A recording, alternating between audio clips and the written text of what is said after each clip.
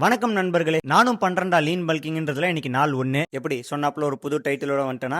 ஆமா மக்களே, இன்னில இருந்து நம்ம லீன் பல்கிங் சீரிஸ்க்கு ஒரு என்ட்ரியை கொடுக்குறோம். பொதுவா இந்த மாதிரி ஃபிட்னஸ் சீரிஸ் எல்லாம் பண்ணும்போது பல்கிங்க்கு 2 மாசம் 3 மாசம் கோல் வச்சு ஒரு டைம் பீரியட் வச்சு தான் பண்ணுவாங்க. ஆனா நான் எனக்கு எந்த விதமான கோலும் இல்லாம தான் ஸ்டார்ட் பண்றேன். அதுக்கு ரீசன் என்னன்னா என்னோட லைஃப் ஸ்டைல் தான். நான் பாடி பில்டிங் எல்லாம் பண்ணிட்டு இருந்த காலத்துல ஃபிட்னஸ் மட்டும் தான் என்னோட ப்ரொஃபஷனா இருந்தது. இப்ப நான் பிரைவேட்டா இன்னொரு இடத்துலயும் ஒர்க் பண்ற காரணத்தினால என்னால 100% ஜிம்லயே டைம் ஸ்பெண்ட் பண்ண முடியும்னு தோணல. பட் அதுக்காக நம்ம கோலை ஸ்டாப்பும் பண்ணக்கூடாது. அந்த ரீசனால தான் இந்த வாட்டி டைம் பீரியட் இல்லாம நான் ஸ்டார்ட் பண்றேன். இந்த லீன் பல்கிங்க்கு எனக்கு ரொம்ப ரொம்ப இம்பார்ட்டன்டான சப்ளிமெண்ட் என்னன்னு பாத்தீங்கன்னா ப்ரீ ஒர்க் அவுட் தான். அது ட்ரை ஸ்கூப்பா ஒரு ஸ்கூப் அடிச்சுட்டு நேரா ஒர்க் அவுட்ல குதிச்சிட்டேன். டே 1 எனக்கு லெக் தான். அதுலயும் சூப்பர் செட் டிராப் செட்னு 2 வேரியேஷன். கதறலுக்கு வலிக்கெல்லாம் பயந்தா மசில்லாம் பில்ட் பண்ண முடியாது. லீன் பல்கிங் அப்படின்றதுனால ஒரே வெயிட் வச்சு ஓபில அடிக்க முடியாது. ப்ராக்ரெசிவ் வெயிட் லோடிங் கம்பல்சரி தேவை. அட் சேம் டைம் ரெஸ்ட் டைமிங்கும் இம்பார்ட்டன்ட். கார்டியோ செஷன் அதோட இம்பார்ட்டன்ட். நீங்க பண்ற மசிலோட வேரியேஷன் கம்மியா இருக்கலாம், ஆனா வால்யூம் கம்பல்சரி ஹையா இருக்கணும். அதுதான் மசில் பில்டிங்க்கு ரொம்ப ரொம்ப இம்பார்ட்டன்டான மேட்டர். இப்போ நான் சொன்ன ஃபார்மேட்லயே ஒர்க் அவுட் எல்லாம் முடிச்சிட்டு ப்ராப்பரான லஞ்ச் டின்னரையும் முடிச்சிட்டு இன்னைக்கு டேயை முடிச்சுக்கிட்டேன். அத்தோட இந்த வீடியோ முடிச்சுக்கிறேன். இன்னைக்கு கதை அவ்வளவுதான். நாளைக்கு பார்க்கலாம். டாடா பாய்.